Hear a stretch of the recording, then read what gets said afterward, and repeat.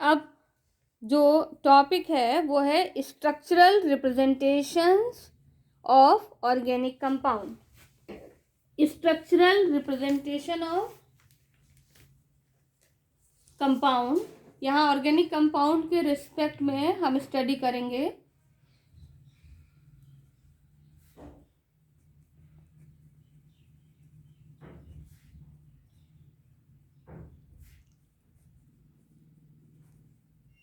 Organic compound का कैसे representation होता है और कैसे इनके स्ट्रक्चर को हम रिप्रेजेंट करते हैं, या अगर हमें स्ट्रक्चर दिया है तो उसको कैसे आइडेंटिफाई करेंगे।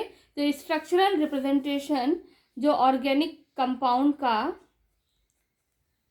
स्ट्रक्चर, इसको हम अलग अलग कैटेगरी में डिवाइड कर देते हैं। पहला है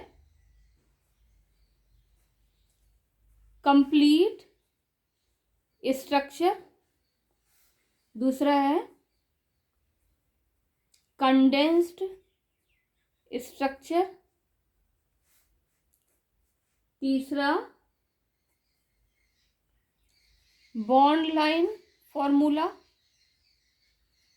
और फोर्थ है हमारा 3 डायमेंशनल स्ट्रक्चर।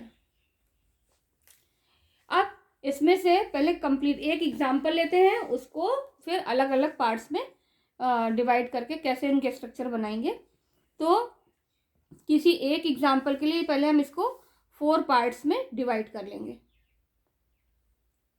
कंप्लीट स्ट्रक्चर की ऐसे ले लेते हैं। एग्जांपल हमने लिया, एक एग्जांपल से एक्सप्लेन करेंगे। C2H6 it is ethane molecule. इस इथेन मॉलिक्यूल को जब हम लिखते हैं कंप्लीट स्ट्रक्चर के फॉर्म में, तो कंप्लीट स्ट्रक्चर इसका क्या होगा कि 2 कार्बन है, C2 का मतलब 2 कार्बन की चेन, और H6 ये हाइड्रोजन। ये हो गया कंप्लीट स्ट्रक्चर।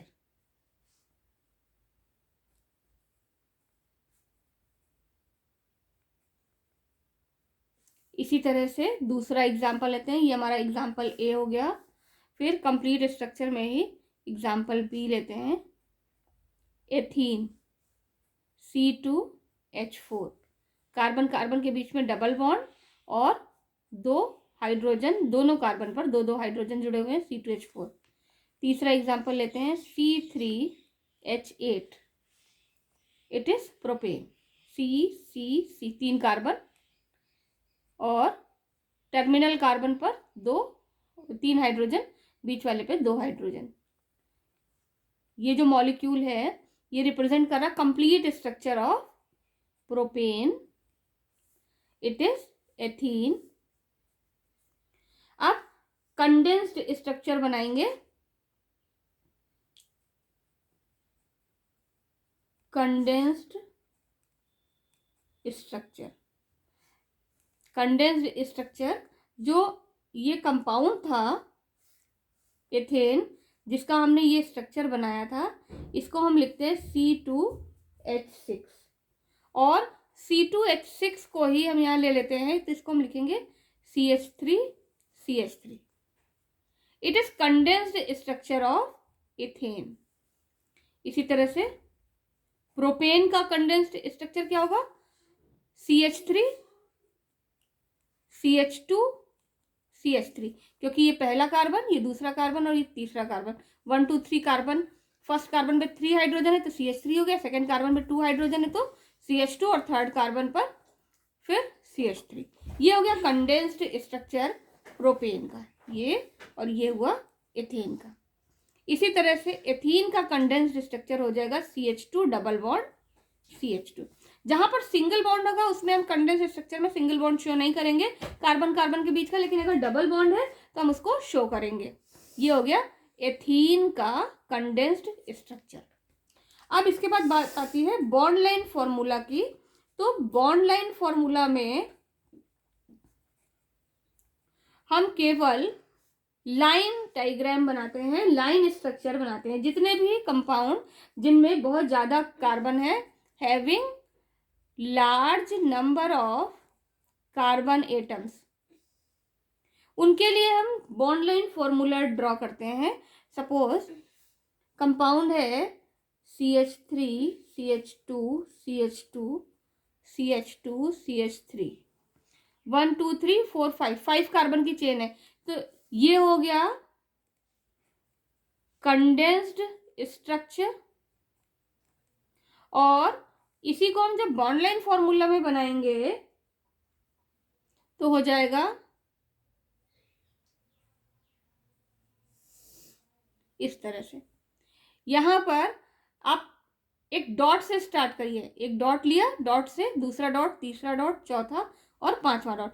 ये जो डॉट है यहां पर, ये जो डॉट है, it is terminal and it is also terminal. और टर्मिनल किसको रिप्रेजेंट करते हैं? It represents methyl group. इसका मतलब यहां पर मिथाइल ग्रुप है। और ये जो कॉर्नर है, ये corner, these represents carbon atom. तो C5H10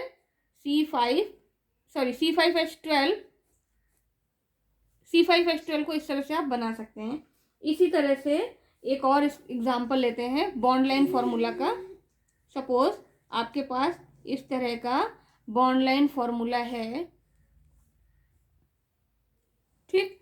तो इसको आपको कंडेंस स्ट्रक्चर में लिखना है। तो सबसे पहले आप इसको काउंट कर लेंगे, 1 2 3 4 5 6, ठीक। तो यहां पर 1 और 6 पर क्या होगा? Methyl group. 2 3 4 5, 2 3 4 5, इन पर क्या होगा? Carbon with hydrogen. और 3 पे Cl भी जुड़ा हुआ है, ठीक है, क्लोरो ग्रुप। तो अब इसका हम फॉर्मूला लिखेंगे। 1 और 6 पर मिथाइल ग्रुप है, तो सबसे पहले हमने मिथाइल लिख लिया, CH3। फिर सेकेंड कार्बन है, सेकेंड पर 3 पे भी कार्बन है, 4 पे भी कार्बन है, 5 पे भी कार्बन है और 6 पे मिथाइल ग्रुप लगा दिया। 3 पे क्लोरो लगा हुआ है, तो 3 पे हमने क्लोरो लगा दिया। अब जो बचा उसको हम हाइड्रोजन से पूरा करेंगे कार्बन की टेट्रावेलेंसी के रूल के अकॉर्डिंग। तो ये हो गया स्ट्रक्चर उस कंपाउंड का जिसका हमने बॉन्ड लाइन फॉर्मूला लिखा था। इस तरह से आप इसकी प्रैक्टिस कर लेंगे। इसी तरह से एक और एग्जांपल लेते हैं। एग्जांपल है साइक्लोप्रोपेन। साइक्लोप्रोपेन साइक्लिक कंपाउंड है जिसका स्ट्रक्चर होता है ये बॉन्ड लाइन स्ट्रक्चर है। इसका मतलब यहां कोई टर्मिनल नहीं है, no methyl group, because no terminals, कोई भी फ्री एंड नहीं है। इसका मतलब ये कॉर्नर पे क्या होगा?